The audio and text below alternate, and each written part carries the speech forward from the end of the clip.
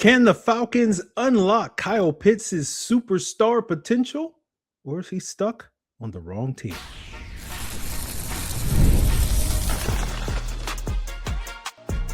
You are Locked On Falcons, your daily Atlanta Falcons podcast. Part of the Locked On Podcast Network, your team every day. Welcome back, everyone, to another episode of the Locked On Falcons podcast, your daily Atlanta Falcons podcast, part of the Locked On Podcast Network, celebrating 10 years of success and glory, your team every day. And of course, I'm your humble host, Aaron Freeman, aka Mr. Drew, aka Mr. AKA. And today's Locked On Falcons is brought to you by Odoo. Great organizations win because operations matter, and that's why you should get Odoo. Try for free today at odoo.com/lockedon. That's odoo.com/lockedon. So on today's daily Atlanta Falcons podcast, we are talking about the Falcons' big three and if they truly add up, and why the Falcons keep repeating the same flawed formula over and over again, and why the frequent quarterback and offensive coordinator reboots never quite lead to a breakthrough, and is Kyle Pitts' overlap with Drake London limiting his potential here in Atlanta? And I say all this, guys, because I'm just going to tell you up front, today is going to be a Mr. Drew episode. Today is about explaining my skepticism, explaining my negativity, explaining my pessimism. And after today's episode, we'll move forward into brighter and sunnier days, hopefully, here on the podcast when it comes to this thing. But we kind of have to understand why we're sitting here not as sold on the Falcons' decision to extend Kyle Pitts. And it gets to the root of the issue that we've been talking about for several weeks and months here on the podcast, which is this dynamic duo between Kyle Pitts and Drake London. And we'll talk about the, tremendous trio that involves Bijan Robinson a little bit later in today's episode. But we sit here wondering if it can work between Drake and Kyle, right? Because it hasn't really worked for the last 4 years. And we've cited the stats and the data that supports that notion. And frankly, the eyeball test also supports that as well. Drake London has been mostly fine despite that, but we've seen that what those indications are, the stats and the data and the eyeball test tell us that Kyle Pitts only really eats when Drake London is sidelined. And, people continue to argue that, why Kyle Pitts was so successful as a rookie was because of Matt Ryan being his quarterback. And, that's part of the cult of Matt Ryan. And I say that not disparagingly, because I learned many years ago when I was tweeting something about Mason Rudolph, that every quarterback in the NFL has a cult following from some people. Maybe it's only 3 people, but, or 3,000 people, but every quarterback has a cult following. And this is part of the reason why I push back against, the beginnings of the Jack Strand cult, but we'll see how that goes later this summer. I might be, part of that cult, depending on how he performs in the preseason a little bit later this summer. But, as we've discussed, there's a lot of overlap with Drake and Kyle. We've talked about it, them both being sort of their best usage is kind of as big slots, and it's hard to maximize 2 big slots in the same offense. But if you put it another way, when you look at the Venn diagram of what the things that they do well, there's a lot of overlap in that Venn diagram, right? A lot of the things that Kyle Pitts does well, Drake does just as well, if not better.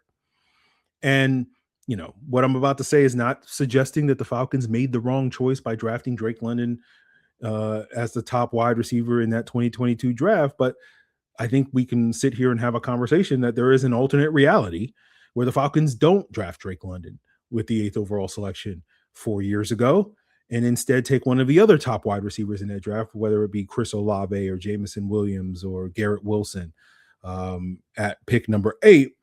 And frankly, I think I would make the argument, and maybe you disagree with this, I think if they had done that, probably the last 4 years for Kyle Pitts would have gone a lot better, in large part because there's very little overlap in the things that Kyle Pitts does well with what those other 3 guys do.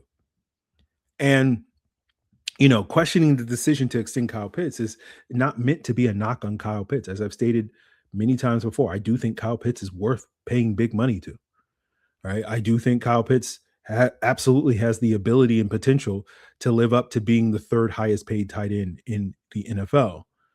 I'm just a lot more skeptical that he's going to be able to do that here in Atlanta, mostly because of the environment. And part of this is a fundamentally different worldview, particularly here in America, as most of my audience are based, as well as I.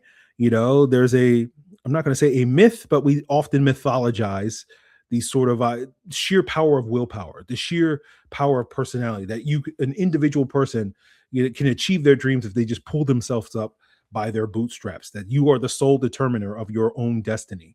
And while that is true sometimes, most of the time, environment plays a lot bigger part. You see this with, billionaires and whatnot. Like, the data shows that 75 to 80% of billionaires had a head start. Right now, Arthur Blank, the Falcons owner, is one of the exception in that 25% of truly self-made billionaires, and that is notable. It's one of the reasons why we like Arthur Blank. I was about to say Arthur Smith. Interesting. He had a head start, certainly. But I go on that tangent because some of the pushback I've seen with people talking about why the Falcons shouldn't have paid Kyle Pitts is based off of some inherent flaw in Kyle Pitts. Right, that his shortcomings as a player are mostly due to a lack of desire, a lack of work ethic, a lack of character, a lack of toughness. Right, it's the idea of there's something flawed within Kyle Pitts, and that's why he is not as good a football player as we want him to be. And basically, what I'm saying is environment plays a big part of it, because I think a lot of it is just boiling down to Kyle Pitts playing on the wrong team, playing in the wrong scheme, playing in the wrong system, being paired with the wrong wide receiver one in Drake London. And it's not to say that Kyle Pitts isn't worth the money. It's just, I don't think the situation, the environment, the circumstances in Atlanta are going to allow Kyle Pitts to be the player that he needs to be and do the things that he needs to do in order to live up to the contract. But the Falcons are not thinking that way. They think that, hey, man, all we got to do is change the quarterback or the coordinator, and it's all going to finally click. And that's where I think a lot of my questions come from, because, now that Kyle Pitts is signing this 3-year extension, it basically guarantees that the Falcons are going to continue doing the same thing that they've been doing the last few years, continuing to do the same thing over and over again. And as we talk about so many times on this podcast, what is the definition of insanity? Doing the same thing over and over again and expecting a different result. And it is frankly driving me insane that the Falcons still do not get this. And I'll explain exactly what I mean coming up on today's Locked On Falcons. Support for today's episode comes from Square, the business platform that's going to help sellers become neighborhood favorites. Neighborhood favorites like my local coffee shop that I occasionally stop in, get me a cold brew on a hot summer day, or, get a nice chai latte if I'm trying to take it easy on my caffeine intake. And they use Square, and Square makes checkout and paying fast, painless. And if it's making it convenient for me, a customer, it's making it convenient for the business, because Square helps businesses run smoothly. From payments to online orders, inventory, staff, and so much more. It's all in one place, so you can focus on customers like me and not your to-do list. Square is going to help businesses simplify the day-to-day while still giving them room to grow. And right now, listeners can get up to $200 off Square hardware when you sign up today at square.com/go/lockedonnfl. That's SQUARE.com/go/Locked On NFL. Get started with Square and build a setup that works the way you do. So as we continue today's Locked On Falcons, I want to let you guys know that if you're tired of the ads and you just want, my hot takes, interruption free, the Everydayer Club is built for you. You get an ad-free version of Locked On Falcons as well as other perks, and you can start your 7-day free trial of the Everydayer Club at the link in the description below at lockedonfalcons.supercast.com. So let's talk about the Falcons' big three, which is, of course, Drake London, Kyle Pitts, and Bijan Robinson. And now we're going into year 4 of this big three being together, right? In the last 3 years, we haven't seen a breakthrough with this big three. And every year we convince ourselves that, hey, man, if we just get the right combination of a coordinator or a quarterback, this time it's going to be different. And now we have, presumably, Tua Tagovailoa and Tommy Rees as that quarterback coordinator combination. And that's going to be the 5th incarnation when it comes to that different quarterback coordinator combination. Number one was, of course, Desmond Ridder and Arthur Smith back in 23. Then we had Taylor Heineke and Arthur Smith. Then we had Kirk Cousins and Zach Robinson in 2024. Then we have Michael Penix and Zach Robinson in 2025. And, if this year goes like the last few have, we're going to probably get combination number 5, which is Tua and Tommy, and possibly combination number 6, which is Tua and Penix. And the Falcons are absolutely convinced that this big 3 is a strong foundation in which they should be able to build around. And they just need the right combination of play caller and or passer that's going to get them to where they want to go. And fundamentally, the difference between you and I, guys, talking about me, the podcaster, and you, the podcastee, right, is I'm just kind of over the Falcons selling me on the same dream over and over again and saying this time it's going to be different. I'll be the first to admit that, there's a good chance that 9 months from now, when we get to next offseason in 2027, whether it's a free agent or whether it's, building up the hype to the upcoming, historic quarterback draft class, allegedly historic quarterback draft class is coming, that we're going to be building up whoever that is, myself included, as well. This is going to be the guy that we've been searching half a decade for. And this guy's going to be the guy that inherits the mantle of Matt Ryan. Matt Ryan knows what he's doing. Matt Ryan knows who's going to be the next guy that's going to inherit his mantle. And, as the president of football in all the galaxy, right? I'm going to be part of that train, more than likely. But I'm just sitting here. I'm not looking forward to it, right? Because we sit here now. Drake London is locked up for the next several years. Kyle Pitts is now locked up for the next few years, right? 26 and 27, 2026 and 2027 are guaranteed years for him. So he's locked in through the 2027 year, under contract through the 2028 year. And we're assuming Bijan Robinson is going to get extended. But even if Bijan Robinson, for some crazy reason, does not get an extension, he's still currently signed through the 2027 season with that 5th-year option being picked up. So we are pretty much guaranteed to have the same trio in 2026 and 2027. And depending on how this year and next year goes, good chance that we'll get the same trio in 2028 as well. And again, this is kind of the root of my skepticism, because unlike you, just having a hard time buying this dream. Again, like I told you guys in January, one of the differences between you and I is, you guys immediately buy back in. We get to February, you're back in. You're like, this year, I'm feeling it in my bones. This year is going to be different. This year, the Falcons are going to finally break through. And for me, I sit here after 35 years of rooting for this team, 10 years of podcasting about this team on a daily basis. I'm like, my bones have been lying to me, is basically what I was saying. I don't feel it in my bones. And if I do feel it in my bones have lied to me so many times over the last 10 to 35 years. And as I've said back then, it just takes me a little bit longer to buy back in. You guys already bought back in. You've been bought back in for months. We get to July and I'm like, okay, what else am I going to do? Might as well, maybe this time it will be different. Right. And then we get to the season and the Falcons, flourish and then they fizzle, as they have the last, 4 or 5 years, if not 8 years, depending on how you want to count it. And I go, right? The difference between us is I go like, oh, of course, I'm an idiot. Why did I buy back in every year? It's Lucy with the football, pulling the rug from us at Charlie Brown, right? And you guys, on the other hand, you're like, I'm not the idiot. It's the Falcons that are the idiot. Or specifically, whoever you decide is the scapegoat is the number one reason why we came up short, whether that's Kirk Cousins, whether that's Raheem Morris, whether that's Zach Robinson, whether that's Michael Penix, whether that's Desmond Ridder, whether that's Marcus Mariota, whether that's Younghoe Koo, whether that's J.D. Bertrand, whether that's Arthur Smith, etc. And you probably noticed I named a bunch of coaches and quarterbacks, right? Those are the guys that are the idiots that are the reason why we came up short. It's not me. It's not me. I'm not the problem. It's the children that are the problem. It's the Falcons that are the problem. The coach of the quarterbacks is the problem, right? And it's why every offseason the Falcons are like, yeah, you know what? All we got to do is change the quarterback. We got to change the coach, right? And all of our problems will go away. And again, you guys immediately buy back in. Again, I don't blame you for it. I get it, man. I understand it perfectly, right?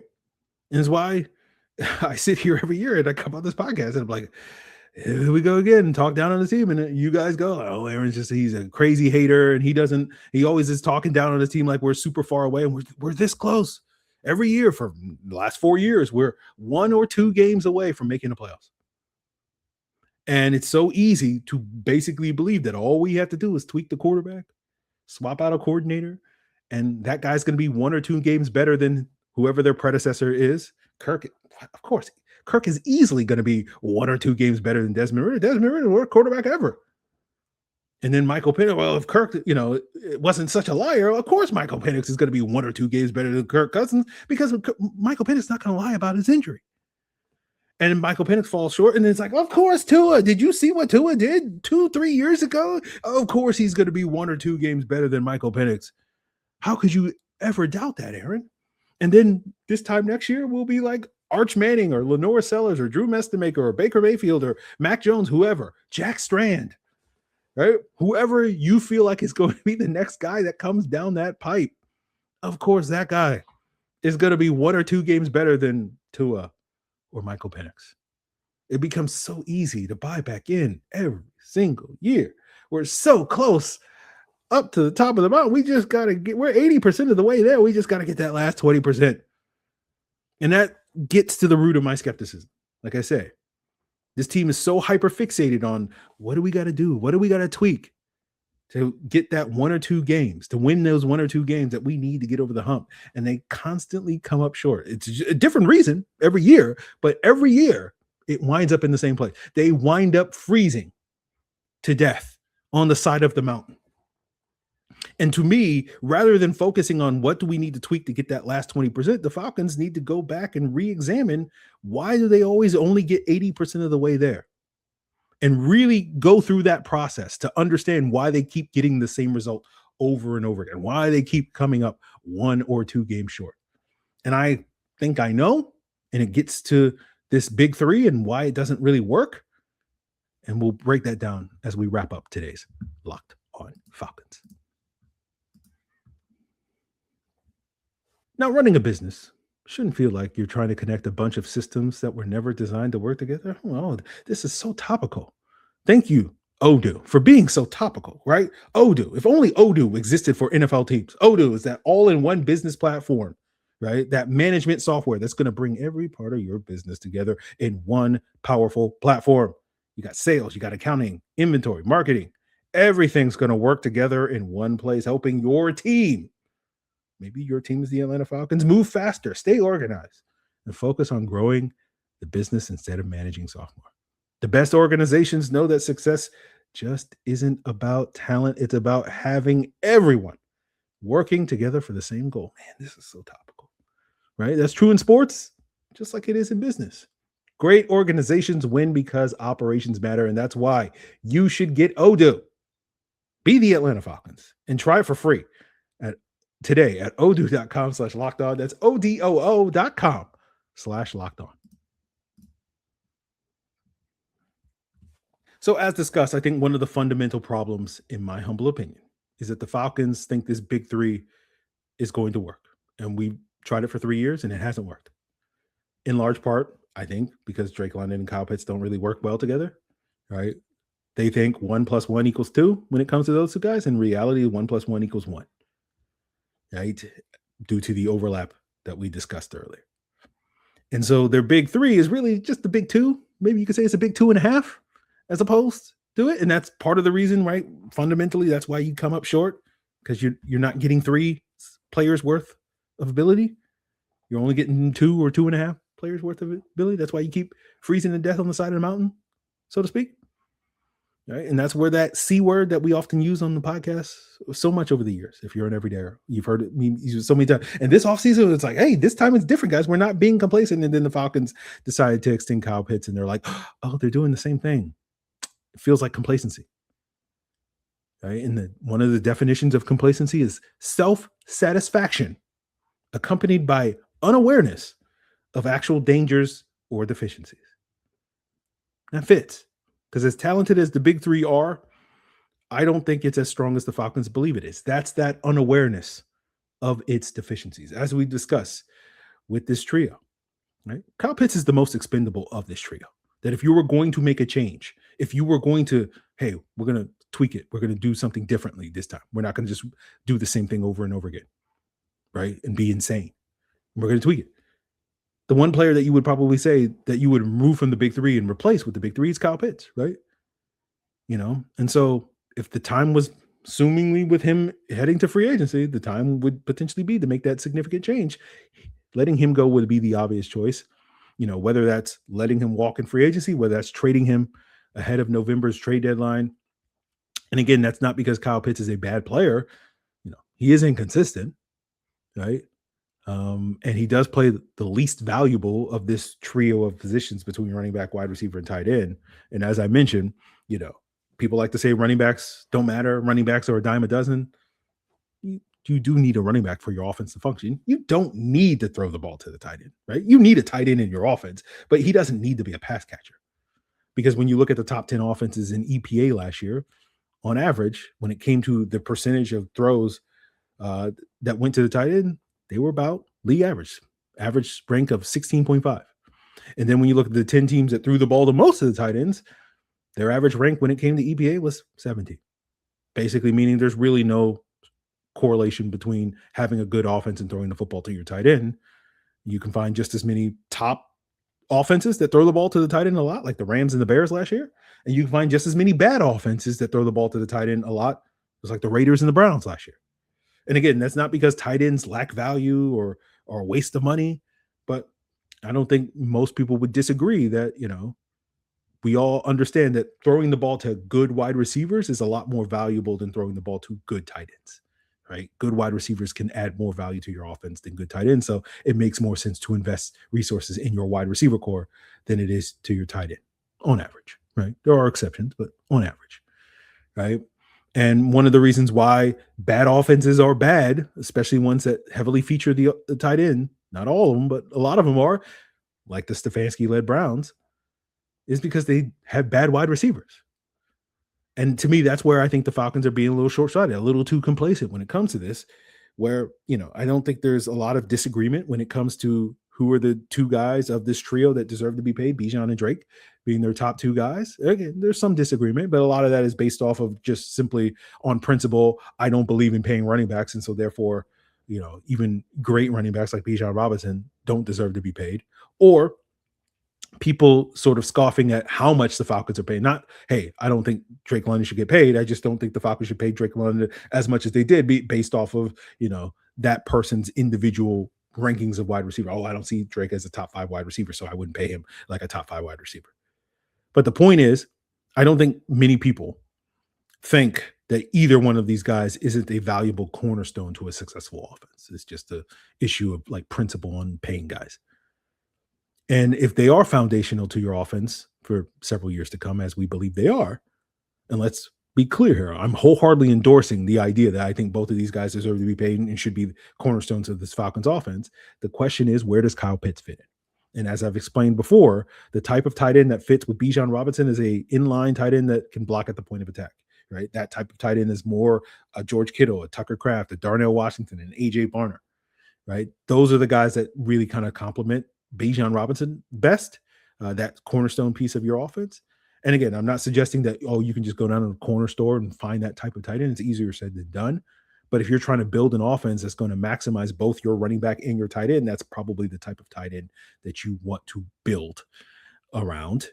And then when you talk about the type of pass catching weapons that work best with Drake London, right? We've talked about Drake London being an excellent possession wide receiver. We're not even going to talk about the whole big slot thing. Just purely off Drake London's skill set, regardless of where you line him up at, right? Very good possession receiver, chain mover, all that stuff, red zone threat, all that stuff. The guy you go to on 3rd and 7. Go make me a play, Drake. But where Drake is a little lacking is he doesn't have that take the top off vertical speed, right, as a deep threat, and he's not particularly dynamic with the ball in his hands, right? He runs hard. He plays toughness, right? He'll lower the shoulder and try to truck a guy, but he's not running away from anybody when he gets the ball in his hands, okay? And so if you're building a wide receiver or pass catching core around Drake's strength and to, supplement those and complement those weaknesses, so to speak, you want a deep threat and you want a yak guy. Now, to the Falcons' credit, they're trying to build it. They did that with Darnell Mooney being the deep guy and Ray McLeod theoretically being the yak gadget guy. And now they're doing it again with Jahan Dotson theoretically being the deep guy and Zachariah Branch being that yak gadget guy. So it's not to say that the Falcons, are doing a poor job of trying to build their wide receiver core around Drake London. But you sit there and you wonder, where does Kyle Pitts fit into all of this? Now, Kyle Pitts is a good vertical threat for a tight end. But is he a good vertical threat inherently? Kyle Pitts is capable yak guy, but, for a tight end, but is he really a capable yak guy? Right? Compared to other guys? Yeah, in theory, getting someone who's better at the deep stuff, getting someone who's better at the yak stuff would probably work a little bit better with Drake London in the fold. And this gets to the heart of the Falcons constantly swapping out the quarterback, right? And I'm going to admit to you guys too, I'm probably going to buy back into it. It was like, hey, we just get the right quarterback. He'll be able to unlock Kyle Pitts' vertical ability, right? Because the 1 year that Kyle Pitts was an effective vertical threat was his rookie year. And guess who he had as a quarterback? Matt Ryan, right? Because you look at those 20-plus yard throws, those deep throws during Kyle Pitts' rookie season, Matt Ryan completed 54% of those to Kyle Pitts. That's the only year where it has been more completions than incompletions. And in the 5 years since, Matt Ryan, or 4 years since Matt Ryan's departure, quarterbacks, the combined quarterbacks, have completed just 23% of the deep throws to Kyle Pitts. But if we're being honest, the reality of that rookie season was not because, Matt Ryan, and Kyle Pitts had this special connection. Is because Matt Ryan and Kyle Pitts had the special connection in one game. It was that Dolphins game where Kyle Pitts went 4 for 4 on deep throws. Outside of that one game, Matt Ryan and Kyle Pitts connected on 30% of their deep throws. So it wasn't for most of that season, with the exception of that one game. It's pretty much the same as what it's been since then, right? Kyle Pitts' career total, even with that one game included, on the deep throws, 30%. But again, like I said, I'm still going to be probably just like everybody else sitting here going like, hey, we get the right quarterback in here that can hit those corner routes to Kyle Pitts that he runs so well. Maybe it'll work. All right. That guy's going to fully unlock Kyle Pitts' vertical skill set. And so, it can work. Right. And so the point I'm saying all this is not to be like, oh yeah, Kyle Pitts sucks. Kyle Pitts is bad. He's not good at these things. It's to say, this is why this gets to the heart of my skepticism. This is why I don't think this core can reach the top of the mountaintop. It's a very talented core, but it's not a well-constructed core, right? You don't really have players that have complementary skill sets. So they're not really fitting the pieces together well. It's not Odoo, right? It's not Square. Right? It's not the right hardware and software that makes it all come together, And so when we see these pieces fit together, it's not to say that they're a bunch of square pegs, but it's more like a bunch of oval pegs, and you're just trying to force it together. And that gets to the heart of why you constantly hear me being as dismissive as I am of their talent, that everybody on the planet seems to clearly sees that exists, myself included. But for some reason, it just doesn't really come together, right? Instead of 1 + 1 + 1, when it comes to this big 3 equal 3, it winds up just equaling 2. And that's why they constantly come up short. That's why it doesn't matter who the quarterback is or who the offensive coordinator is. This core is fundamentally flawed. Now, I say that's how it has been the last 3 years. We'll see if that's going to be the case in year 4. I'm not saying it's doomed to fail again in year 4. I'm hoping it works. I'm hoping whether it's Tua, Penix, Tommy Rees, they're going to figure out a way to make it all work. I'm not saying it can't work. I'm just skeptical why this team is fully committed for the next 2 years that it is going to work. And we're willing to pay the price to make sure it works. Because I'm going to sit here, if hopefully it works. But if it doesn't work and we're sitting here 2-3 years down the road and they don't find the quarterback, they don't find the right play caller that's going to make it all work, either it's going to work out brilliantly, or we're going to be sitting here with people on the hot seat, people being fired, all that sort of stuff. And if it is that latter thing, that outcome, I'm going to be sitting here on the podcast being like, man, everybody that ran this team is a bunch of morons, because they saw a strategy, they saw a formula that didn't work for 3 years. And they were like, you know what? Let's just keep doing that. Well, did it work for those people? No, it never does. I mean, these people somehow delude themselves into thinking it might, but... but it might work for us. The jokes write themselves, ladies and gentlemen. So, again, I'm not saying it's doomed to fail. Right? I know it sounds like that. I'm just saying this is why I'm skeptical if it will work. Right? And for the sake of my sanity, for the sake of your sanity, I hope it works. I really do. I really do hope that this time it's going to be different. So we will see. Now that we've vented my frustrations and my skepticism, my negativity, we're not going to focus too much on that anymore. But we'll see. Talk maybe about why it could work, and for us, maybe it will. And maybe that will require me. And maybe I'm gonna watch some Bears film. Watch how Ben Johnson is using Colson Loveland, because I'm looking at the Bears and I'm like, hey, Roma Dunze and Drake London have similar skill sets, and Colson Loveland and Kyle Pitts have similar skill sets. The Bears seem to be making this work. What are they doing that makes it work? And I'm gonna be like, Tommy, are you peeping? You peeping what Ben Johnson's doing? How's the peeping going, Tommy?